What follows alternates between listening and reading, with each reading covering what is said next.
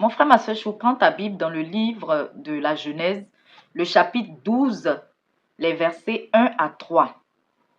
Je te laisse un petit moment, je vais commencer la lecture. Let's go. L'Éternel dit à Abraham, donc il s'agit d'Abraham, mais son nom d'origine, donc Abraham, le père de la foi, mais son nom d'origine, c'était Abraham. Ça, c'est le nom que ses parents lui ont donné, c'est le nom que son père lui a donné. Voilà, c'est après son histoire avec Dieu que, voilà, c'est devenu Abraham. Va-t'en de ton pays, de ta patrie et de la maison de ton père, dans le pays que je te montrerai. Je ferai de toi une grande nation et je te bénirai. Je rendrai ton nom grand et tu seras une source de bénédiction. Je bénirai ceux qui te béniront et je maudirai ceux qui te maudiront. Et toutes les familles de la terre seront bénies en toi. Voilà, donc une petite parenthèse que je vais ouvrir. Ici, c'est bien écrit toutes les familles de la terre. C'est pas écrit toutes les familles des Hébreux ou toutes les familles des Blancs. C'était juste une petite parenthèse pour les personnes qui rentrent dans cette polémique de dire il y a le Dieu des Blancs, il y a le Dieu des Noirs. Voilà, c'est pas ça le sujet. On va clôturer rapidement. Et on revient à notre test. Alors, donc, mon frère, ma soeur Chou, c'est pas compliqué à comprendre, hein, c'est simple. On va prendre ça simplement là. Donc, qu'est-ce que ça veut dire ici?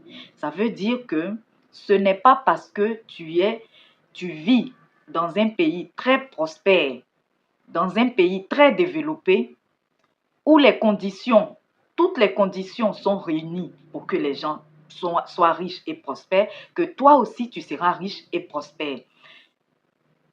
Je t'expliquerai pourquoi. Voilà. Et aussi, ce n'est pas parce que tu vis dans un pays très pauvre, dans le pays le plus pauvre du monde, dans un pays du tiers-monde, que tu seras forcément pauvre. Non, il peut se produire le contraire. Tu peux vivre dans un pays très riche et toi-même ne pas t'en sortir. Alors que généralement, les gens s'en sortent, toutes les conditions sont réunies pour que les gens puissent s'en sortir.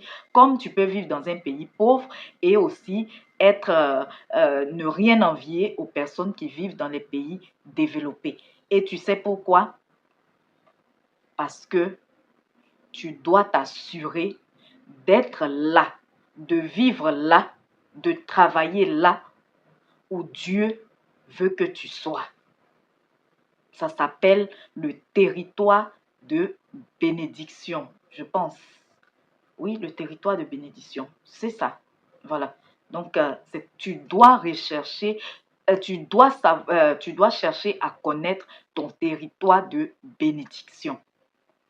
Ça peut être dans un pays développé, comme ça peut être dans un pays qui n'est pas développé, mais Dieu réunira les conditions pour que tu puisses vivre les promesses qu'il a assignées à ta vie.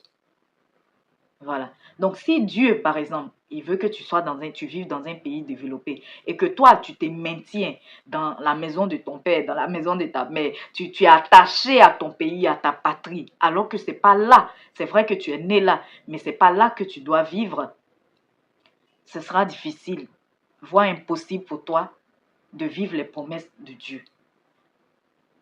Vice-versa, Dieu te veut dans ta patrie parce que tout le monde va dans les pays développés. Toi aussi, tu veux y aller. Tu peux y aller, mais ne pas t'en sortir. Voilà, donc c'était juste ça. Nous devons chercher à connaître nos territoires de bénédiction afin de nous assurer que nous sommes là où Dieu veut nous bénir. Nous avons bien vu ce que Dieu a dit à Abraham. Voilà. Je prie Dieu qu'il puisse te faire connaître ton territoire de bénédiction.